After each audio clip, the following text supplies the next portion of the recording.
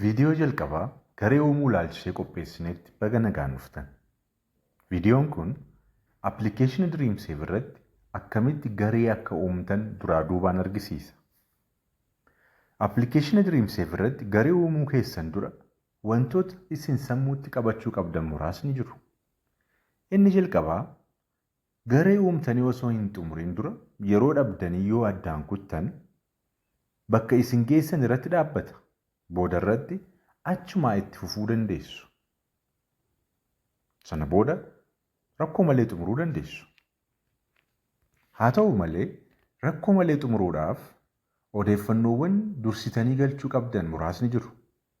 Isaanis kanneen akka seenaa garee, seenaa qusannaa, seenaa liqii fi adabbiidha. Dreamstart unka yookaan foormii odeeffannoo kan sassaabuuf gargaaru isiniif qopheessee jira. Gargaarsa yoo barbaaddan bakka bu'oota keenya dubbisaa. Odeeffannoon barbaachisaan kan biraan galma miseensota gareeti. Odeeffannoo kana hunda argachuuf guyyaatti qindeessitan torban tokko dura garicha daawwachuun gaariidha.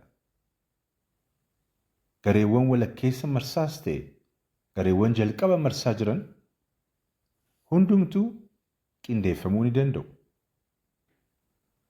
Qusannaan garichaa sadarkaa kamirrayyuu yoo jiraate appilikeeshinii Dreamsave irratti qindeeffamuu ni danda'a.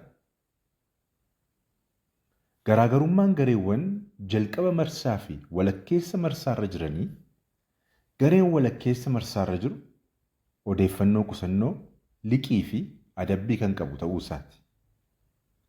Sababa kanaan adeemsi qindeessuu xiqqoo ni dheerata.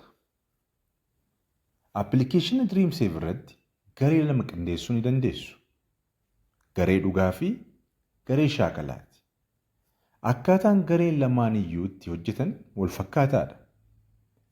Gareen shaakalaa garuu akkuma maqaa isaa gareewwan appilikeeshinii Dreamsave akka shaakalaniif, akka wal baraniif gargaaruuf kan qophaa'edha.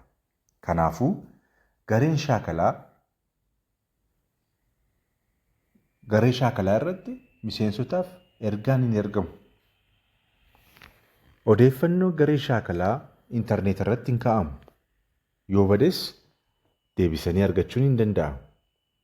Viidiyoo itti aanu irratti appilikeeshinii Dreamsave irratti garee uumuu jalqabna. Viidiyoo itti aanu irratti waliin haa agarru. Galatoomaa.